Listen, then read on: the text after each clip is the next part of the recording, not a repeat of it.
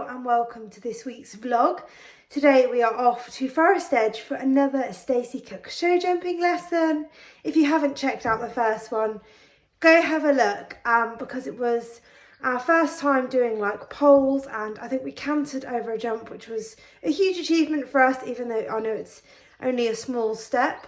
And today we're going again to do some more poles and jumping, and hopefully we'll have a big improvement. So come along for the ride with us, guys. I'm now going to go get Donny off the yard, load him into my beautiful horse box, and I'll see you when we get to Forest Edge. So we arrived at Forest Edge and I literally ran with Donny to get him in the indoor arena, because can you hear that? Yes, it was a downpour of hail and rain. We're supposed to be in April, it's supposed to be spring, and it's absolutely chucking it down. So I was feeling very blessed to be in the indoor arena riding today. So there were some new jumps in the arena today, so I just had a little moochy round, let Donny have a little bit of a trot. He was actually feeling a bit because we'd been to a show at the weekend, our showing show, so he felt a little bit out of batteries. You know, these baby horses, they do just run out of batteries very quickly, especially when they are the size of a gigantor giant. So Stacey laid out some poles for us to start with. Grids are a really good place to start with teaching your horse to stay in a rhythm, stay balanced, and good start before doing any jumps. Poles actually always terrify me because Donny is the clumsiest horse on the planet, and at home he has stood on them and I thought he's going to fall over. And for me, there is no more scarier feeling in the world than a horse tripping over. I would rather a horse buck, rear, bronc, anything. Just don't bloody fall over. So yeah, poles are actually quite scary for me. I would rather jump than take Donny over poles, which I explained all this to Stacey, so we needed to work extra hard on doing the poles and doing the things that I don't like doing very much. So yeah, we're just trotting over the poles and trying to maintain a rhythm.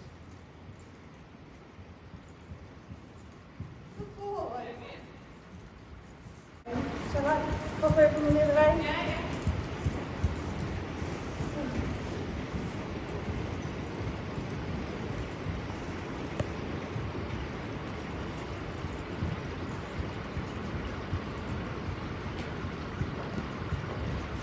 Steady.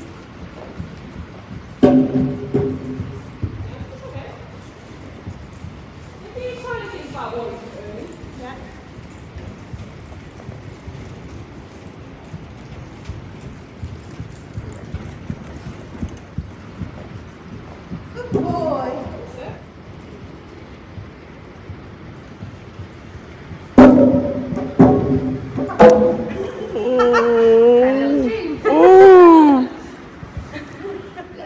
Do you see what I mean about Donny being the biggest klutz?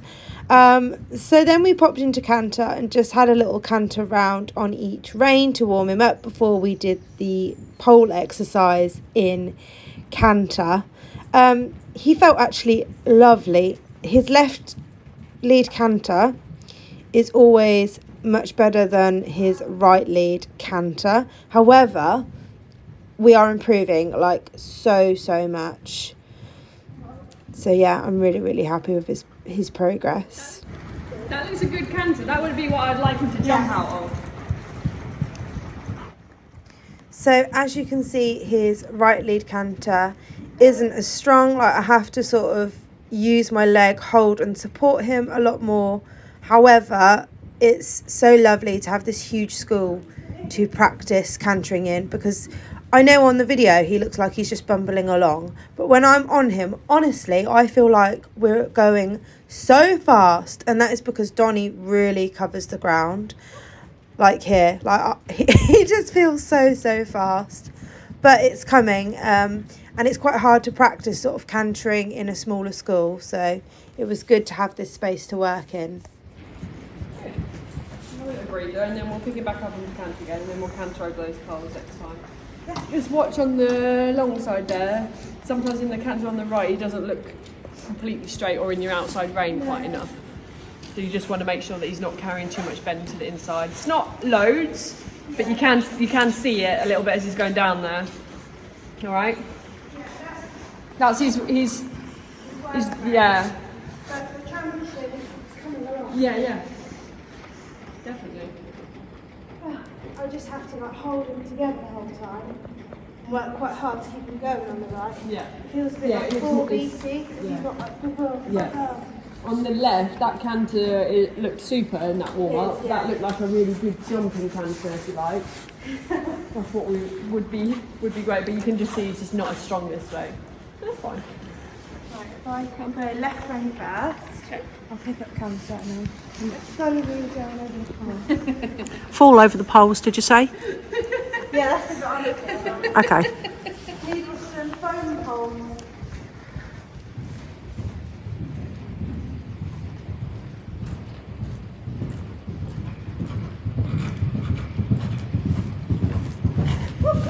Blimey. No swearing, please. Good boy! You're clever. Shocked me that bit. Right. Good boy!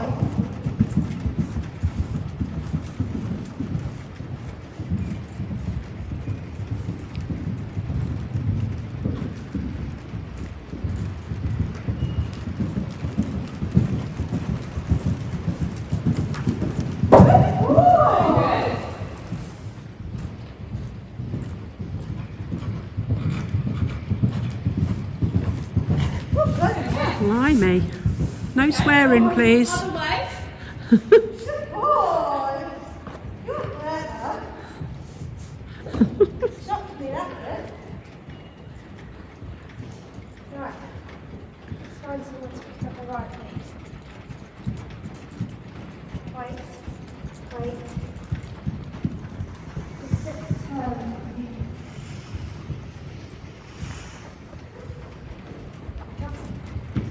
Good boy!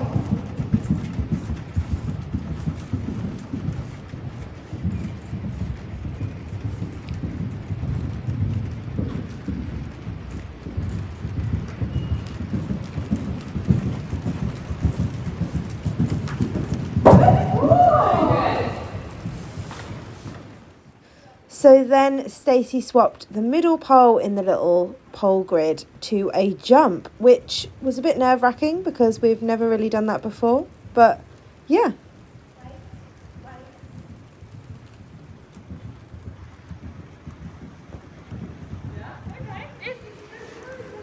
If you see the stride and you think it's going to be a bit long, just keep your leg on and let him go on that one. It's okay. It doesn't have to be perfect.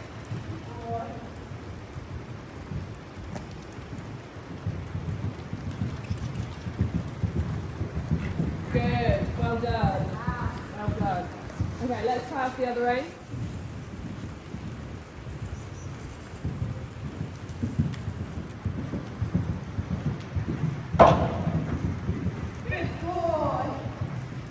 So after we did that exercise, we had a go at jumping 2 little cross poles in a row.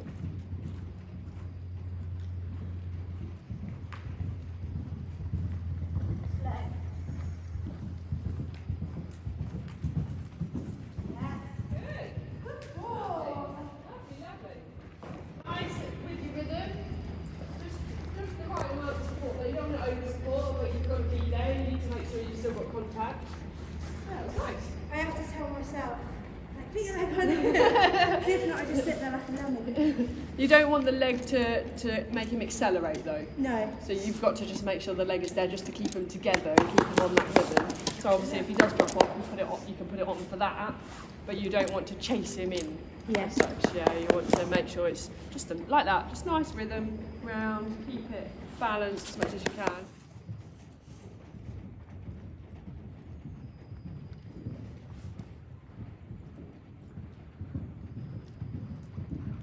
Sorry, darling. Good lad, just over me.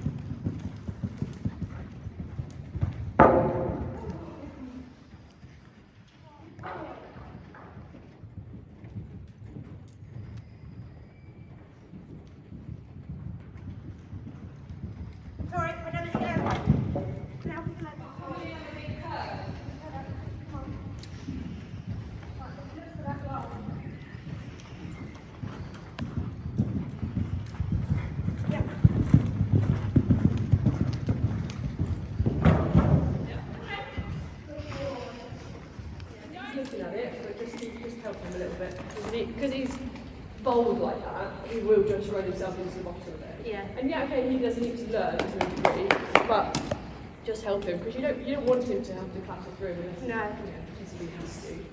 So yeah, just got to sit up a little bit more just to support that.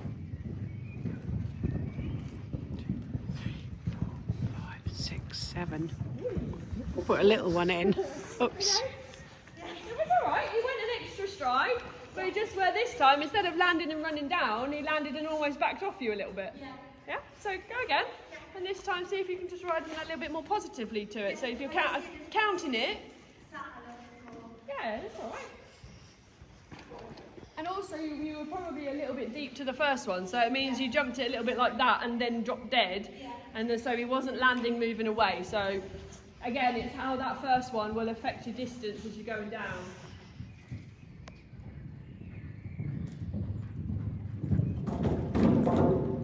3, 5, 6, 7. It's going that way, you're actually then going where you want to go. So try and think of riding like a square. Yeah, a little bit more like a square. Yeah. And that way when it comes out of the turn, hopefully you'll go forward in the right direction rather than just still drift through his shoulder to the fence.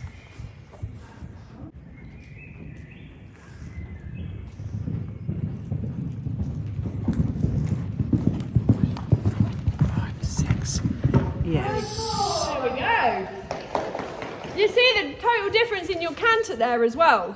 Because the energy was actually going in the direction you wanted it to. One, actually, you started to cover the ground. I mean, you were going 7 a minute ago, and you nearly could have gone 5. So that's how much it changed your canter, because you had the shoulder. When you put the leg on, you went straight, you went forward. You didn't go like this and go nowhere. You actually went where you wanted him to go. That was good. Yeah, really good.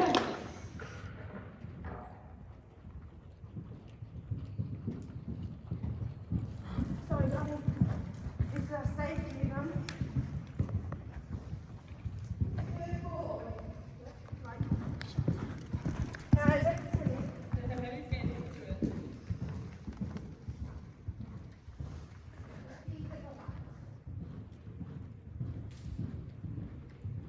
Right, about to turn.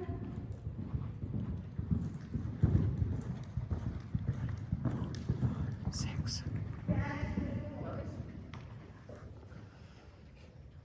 Just come across there. Thank you.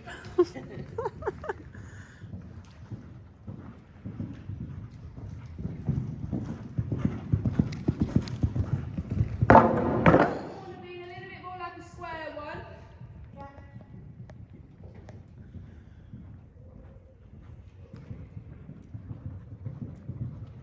Yes.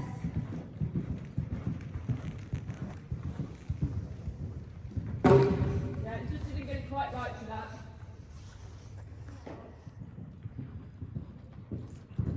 Good boy.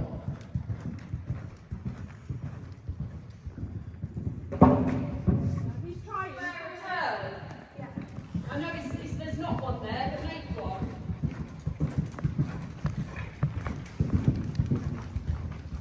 That's it, good. Okay, so once across this distance, the red to the pink, and then he's done, because he's getting tired. Yeah, we'll just remember. But I just, like, that corner was good last time, just don't let him bowl on down to it. I mean, if he's getting tired, you might find you don't have that problem anyway, but try and read the situation.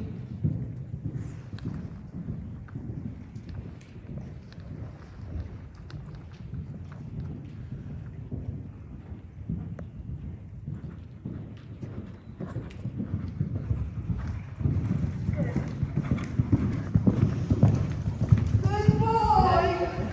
Good boy. It wasn't the best of shots into it. I think you were a little bit early in your turn again. But he's getting tired, and you committed to it, and he tried and he did it, and then you sat up and you made sure you didn't continue to roll on down to it, and he did it lovely. So that's good. Good boy. I don't think he needs to do it anymore today. I think that's good. Yeah. Lovely. Good boy. Good thing it was indoor. Good boy. You can hear it on the roof. Oh my God, look at that.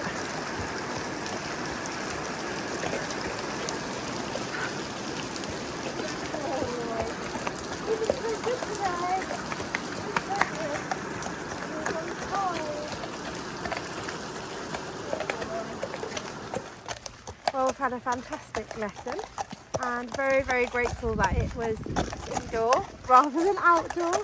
Oh God, this weather. Who wants to live in England? So we have just finished our jumping lesson with Stacey, and what a huge improvement in Donny in just like the second lesson.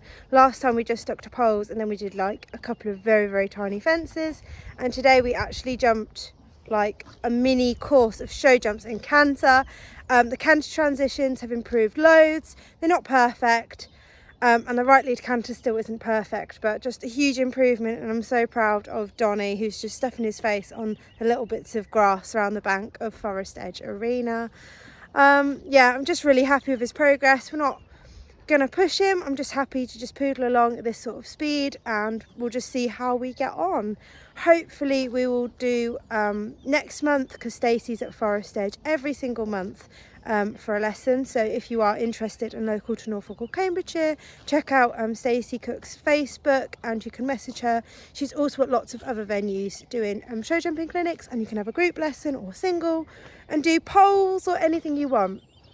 So yeah, I'm really, really happy with today. I don't have any jumping goals for Donny this year as such, but it would be nice to be able to canter around a course by the end of the year, even if they're just like teeny weeny, and just like look the part, not like we're about to crash into them all. So yeah, I'm really, really happy with Donny, and he got me out of trouble a couple of times today as well.